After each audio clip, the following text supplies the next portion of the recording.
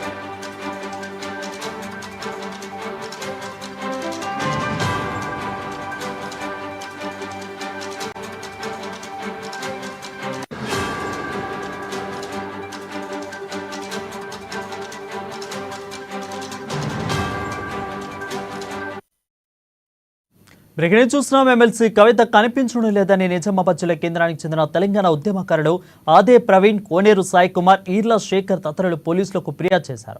ఇక liquor scam కేసులో జైలుకు వెళ్లక ముందు నుంచి కవిత నిజామాబాద్ ప్రజలకు కనిపించకుండా పోయారని, బెయిల్పై బయటకు వచ్చిన తర్వాత కూడా ఆమె ప్రజల్లో రాలేదని అన్నారు. దీనిపై మరింత సమాచారం మా నిజామాబాద్ ప్రతినిధి నవీన్ అందిస్తారు. నవీన్, చెప్పండి. Thank you Varun. ఇటు తెలంగాణ మాజీ సీఎం కేసీఆర్ కూతురు అయినటువంటి ఎమ్మెల్సీ కవిత కనిపించడం లేదని చెప్పి నిజామాబాద్ జిల్లాలో కేసు నమోదు చేశారు తెలంగాణ ఉద్యమకారులు.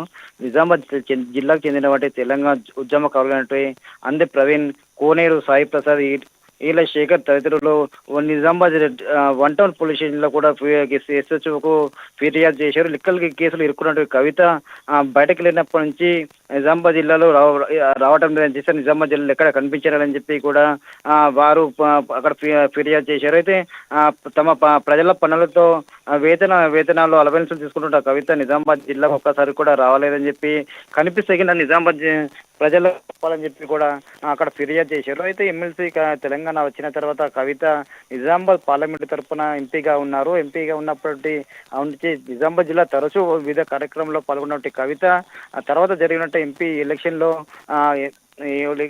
బీజేపీ తరఫున బరిలో ఉన్నటువంటి ధర్మపురి అరవింద్ చేతిలో ఓడిపోయారు. ఓడిపోయినప్పటి నుంచి కూడా జిల్లాకు మొహం చాటేసిందని చెప్పొచ్చు కవిత.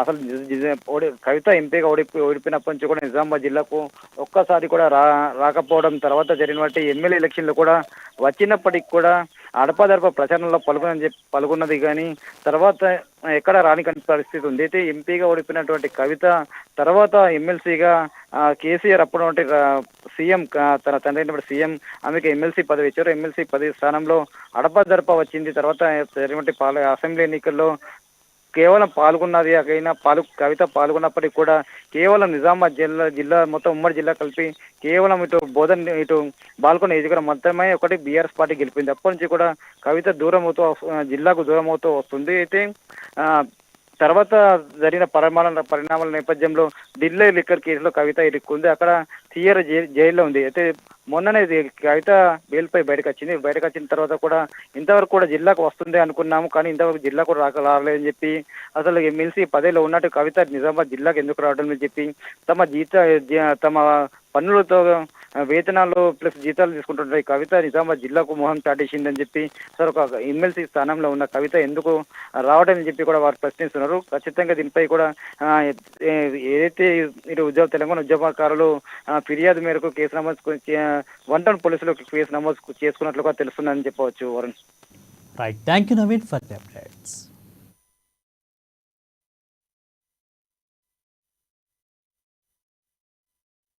నిజామాబాద్ 1 టౌన్ SHO గారికి శ్రీమతి కల్వకుంట్ల కవిత గారు ఎమ్మెల్సీ అయినటువంటి స్థానిక సంస్థ కోటాలో ఎమ్మెల్సీ అయినటువంటి కల్వకుంట్ల కవిత గారు కనబడటం లేదు అని చెప్పేసి నిజామాబాద్ ప్రజల తరపున మరియు తెలంగాణ ఉద్యమకారుల తరపున కంప్లైంట్ ఇవ్వడం జరిగింది. తను గత 6 నెలలుగా మన నిజామాబాద్ ప్రజలకు అందుబాటులో లేకపోవడం చాలా బాధగా ఉంది. ప్రజల యొక్క సాధక బాధలు వినకపోవడం కూడా చాలా బాధగా ఉంది. ఈ రోజు మరి తను ఉన్నారా లేరా అనే విషయం తెలుసుకుందామనే ఉద్దేశంతో ఇక్కడ 1 టౌన్కి వచ్చి కంప్లైంట్ చేయడం జరిగింది. కవిత గారు గత 6 నెలలుగా కనిపించడం లేదు. మరి ప్రజల స్థానిక సంస్థల నుంచి ఎన్నికైన ఆమె మరి ప్రభుత్వం నుంచి ఎమ్మెల్సీగా మరి ఖర్చులు తీసుకుంటున్నటువంటి ఆమె కొంతకాలం పాటు ఢిల్లీలో ఉన్నాను నా వ్యక్తిగత పనుల మీద అని చెప్పారు.